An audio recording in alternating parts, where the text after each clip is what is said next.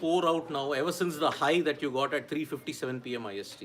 Now, after what has happened in the Olympics in the last 1 hour, you are now seeing even cricket going totally haywire at this point in time. Because breaking news, the Indian dominance that was there in the Women's Asia Cup has ended. Sri Lanka have registered a crushing 8-wicket win in the final of the Women's Asia Cup in Dambula, and because of that, Sri Lanka have won the Women's Asia Cup for the very first time.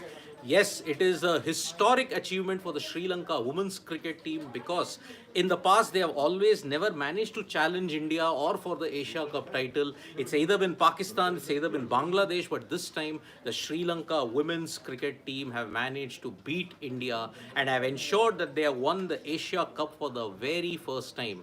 India have been the traditional superpowers in cricket in the Asia Cup, but today they were thoroughly humbled by a Sri Lanka team who looked very determined to ensure that they won the title.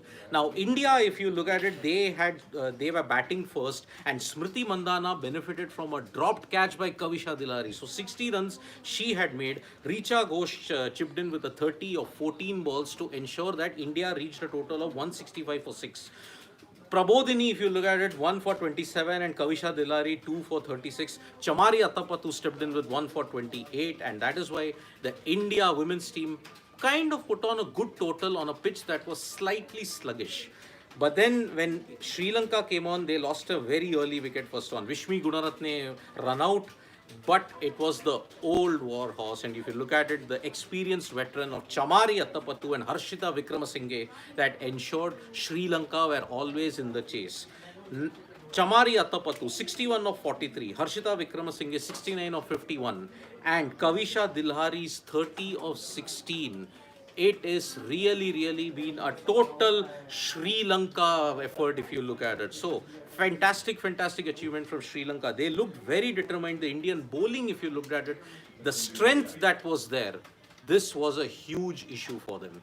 Radha Yadav, who was the star of the Indian bowling team in the league stages, unfortunately leaked 47 runs today. Renuka Singh Thakur, the early damage that she was doing earlier on, that also went away. And that is why, unfortunately, it was a major issue that India had. Their bowlers just couldn't get the penetration on a big Dambula wicket, and that is why the placid nature of the wicket and became easier to bat on. That is why Sri Lanka capitalized. There was a period in which there were boundaries being scored consistently by Harshita Samaravikrama and by Chamari Attapattu. So what do we say about Chamari Attapattu? She's the one woman army if you look at it. She was one of the stars when Sri Lanka managed to do well in England. She's also done well in the Women's Asia Cup also. Sri Lanka have had a rather harder route to the final because they had to undergo a three-way stage for the semi-final. They qualified for the semi-final where they just about got over the line against Pakistan by winning by 3 wickets. So fantastic effort indeed from them, and that's why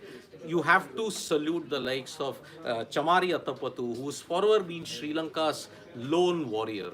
Today also 69 runs, but Kavisha Dilhari today 30 of 16 and 1 wicket made up for that earlier catch that she had dropped of Smriti Mandhana. So that's why congratulations to Sri Lanka, and I think the captaincy today from Harmanpreet Kaur, it was just lacking. The field was not in the right place, plus the fielding was also a problem. Radha Yadav in particular, the way she leaked runs, it was not good. And the way how Sri Lanka were willing to take chances against her, that paid off. And that is why the combination of very poor fielding ensured that Sri Lanka got what they deserved, the Women's Asia Cup title. So congratulations to the Sri Lankan team. First ever title for them in the Asia Cup, and that's why really good effort indeed. So Priyanshu is saying, Sid, that was poor captaincy, bowling and fielding. Do you think there would be a change of captaincy? Priyanshu is saying, see, Harmanpreet Kaur has had mixed success. If you look at it, she's won previous Asia Cups also, but now it has not happened. And heading into the T20 World Cup, which is just about 2 months away, would you want to make changes at this point? I don't think so. Maybe changes will come after the T20 World Cup that happens in Bangladesh.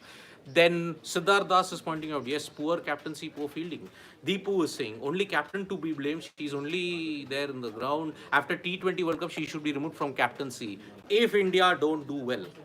then I think you're not seeing Harmanpreet Kaur continue as the captain. So, unfortunately, India's dominance in the Women's Asia Cup has ended, and it's now going to be Sri Lanka who will celebrate. The women have done their job. Now, one hopes that the men keep the series alive against India today, because the second T20 is going to happen at 6 very shortly in Palakele. So, thank you so much, folks, for joining us for this live.